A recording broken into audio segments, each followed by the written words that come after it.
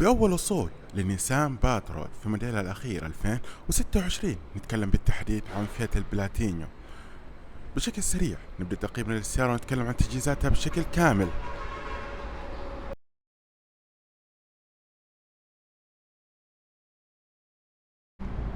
السلام عليكم ورحمة الله، أسعد الله أوقاتكم بكل خير متابعينا غالين. تغطيتنا لليوم نتكلم فيها عن بطل الدروب نيسان باترول في موديلها الأخير 2026. نتكلم بالتحديد عن فئة الفل كامل، فئة البلاتينيوم. طبعا للمعلومية بلاتينيوم تجي بفئتين: محرك التنفس الطبيعي ومحرك التوين تيربو. بالسابق كان محرك 6 اسطوانات ومحرك V8 او 8 اسطوانات، اما الحين فكلها محركات V6 6 اسطوانات ولكن بتوين تيربو او تنفس طبيعي. الفئة اللي اليوم موجودة معنا هي فئة التنفس الطبيعي.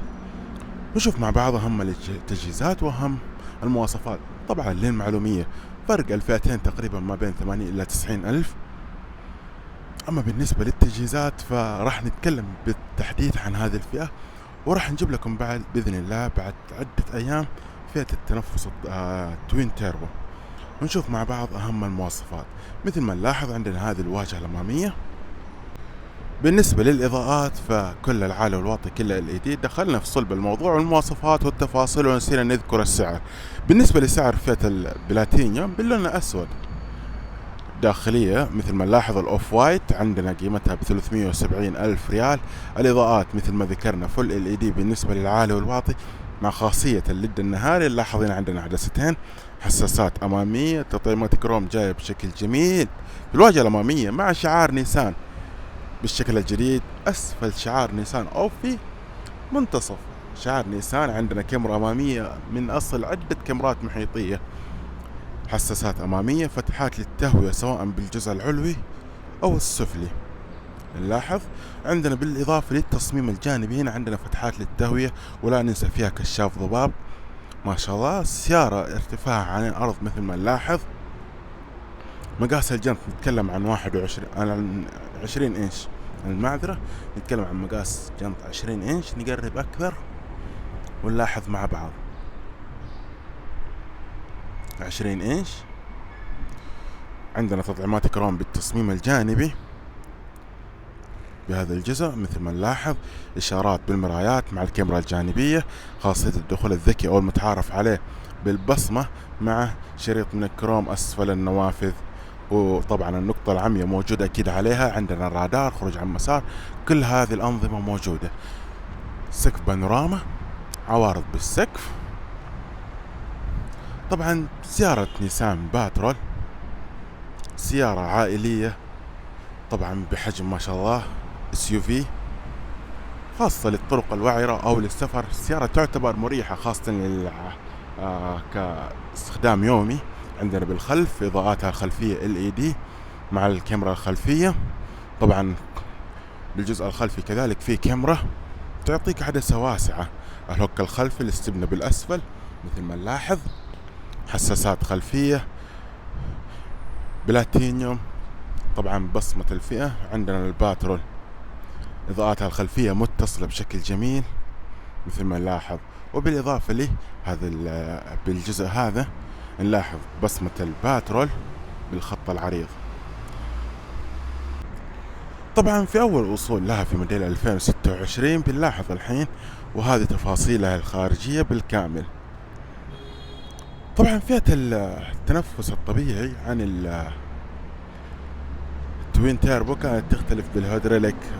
الإضاءات فيها اختلافات بسيطة، يعني أمور كانت 3 أو 4 مميزات كانت تختلف عن فئة التنفس الطبيعي، لكن فرق السعر واضح وهذه تفاصيله. مع ذلك كمان فرق الأحصنة تقريبا يمكن نتكلم عن 100 حصان إن ما خاب ظني.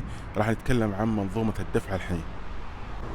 إذا جينا لمنظومة الدفع أو القلب النابض بنيسان باترول 2026 نتكلم بالتحديد عن المحرك الأول، محرك التنفس الطبيعي. بعد كذا نتكلم عن المحرك الأقوى، محرك التوين تيربو. مثل ما نلاحظ عندنا هنا عصا لتثبيت غطاء المحرك، بطانة على غطاء المحرك، نظام توزيع قوة المكابح، السوائل بالسيارة، بصمة V6 مع نيسان. طبعا بالنسبة للأحصنة لمحرك التنفس الطبيعي نتكلم بالتحديد عن 316 حصان والعزم 386 نيوتن، مرتبط بناقل حركة أوتوماتيك من 9 سرعات. سعة خزان الوقود نتكلم عن 97 لتر. بالنسبة لاستهلاك الوقود فيها، كل لتر بنزين تمشينا بالسيارة كم؟ بالنسبة لمحرك التنفس الطبيعي ف9 كيلو فاصلة 5 مع تقييم سيء، طبعا بنزين 95. أما بالنسبة لمحرك التنفس أو التوين تيربو المعذرة نتكلم بالتحديد عن محرك V6 توين تيربو.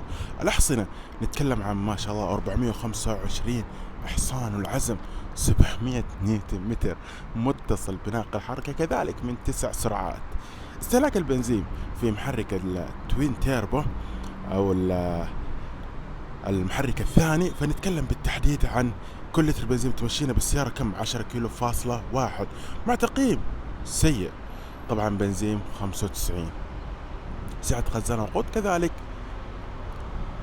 97 لتر.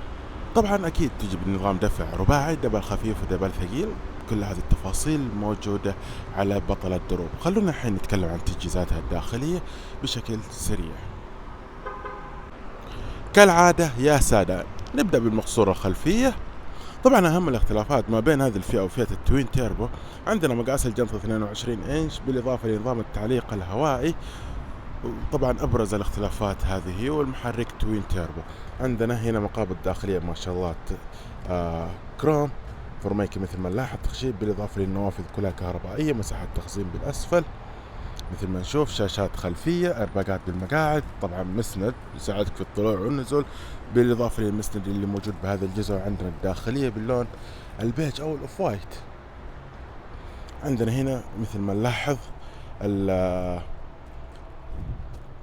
الله يعطيني اسمه مثبت لمرتبة الأطفال، تكاية بالوسط، فتحات تكييف بالخلف مع التحكم بالتكييف بالكامل بالخلف، وهذه سقف البانوراما، فتحات التكييف كذلك بالجزء الخلفي، وهذه هي تفاصيلها بشكل سريع ما شاء الله. هذا الجزء كله طبعا جلد مع التطريز اللي جاي بشكل جميل، بإمكانك تتحكم بالمقعدة بكل بساطة، طبعا تنزلها وترفعها بهذا الجزء، أو بالجزء اللي هو العلوي بإمكاننا نرفعها بهذه الطريقة، والدخول والخروج بكل بساطة. طبعا السيارة تتسع ل8 أشخاص بالراحة، وغير كذا طبعا بالغين ما شاء الله. من ضمن المميزات كسيارة يابانية صنع وتجميع بمواصفات سيارات أمريكية من ناحية الوسع والحجم. مثل ما نلاحظ هنا عندنا بالخلف منافذ 12 فولت، وهنا المقعدة الثالثة، طبعا بإمكانك تتحكم فيها وترفعها وتنزلها بهذا الزر. وعندنا مثل ما نلاحظ خليك زي ما انت، عندنا مثل ما نلاحظ التحكم بهذا الجزء مع منفذ الشحن، خاصة إذا كان الشخص اللي هو بالصف الثالث، يعني إذا كانوا أطفال أو صغار بالسن بإمكانك تشبك الآيباد والأجهزة بكل بساطة للشحن. هذه الشنطة من الوكالة، نرفع هذا الجزء ونلاحظ الحين مساحة التخزين اللي جاية هنا.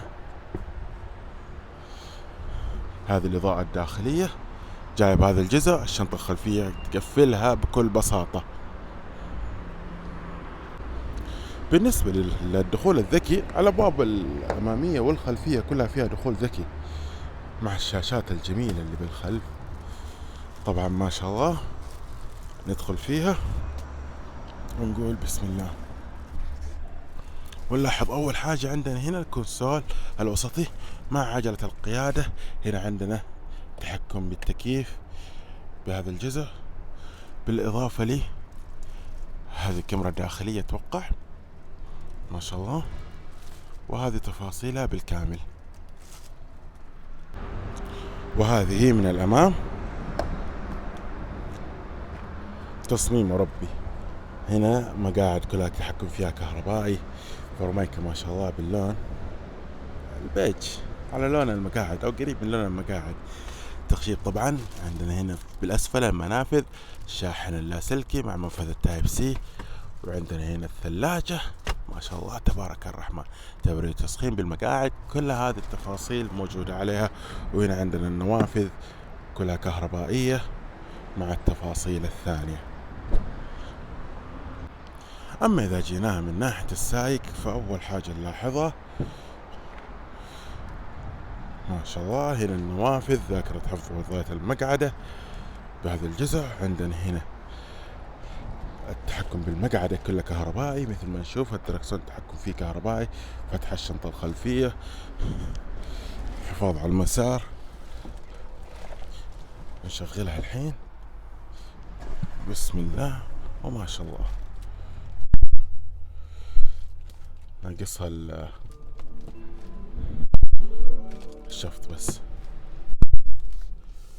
نلاحظ طبعا هذه هي الكاميرا الواسعة، وهذه الشاشات. هنا التحكم بالشاشة الوسطية، أوامر صوتية، الرادار، خروج عن المسار، تحديد مسار، كل هذه بهذا الجزء. الصوت، صوت الوري، دركسون مكسب الجلد، جير وفان خلف الدركسون. هنا تدفئة وتسخين وتبريد للمقاعد. هنا وضعية القيادة، دبل خفيف والثقيل بهذا الجزء. التراكشن، هنا ناقل حركة مثل ما نلاحظ بالزر. وتهولت. الحين كيف نشغلها بهذا الجزء؟ نشغل التكييف. هنا الدبل مثل ما ذكرنا. البيانو بلاك موجود بالجزء الداخلي. هنا حاملة أكواب بشكل جميل. الدركسون مكسب الجلد. بروجيكتور موجود أكيد على السيارة. طبعا الحين خلونا نشوف الجير، نخليه في الريفيرس. هذه هي كاميرا الخلفية بشكل واضح.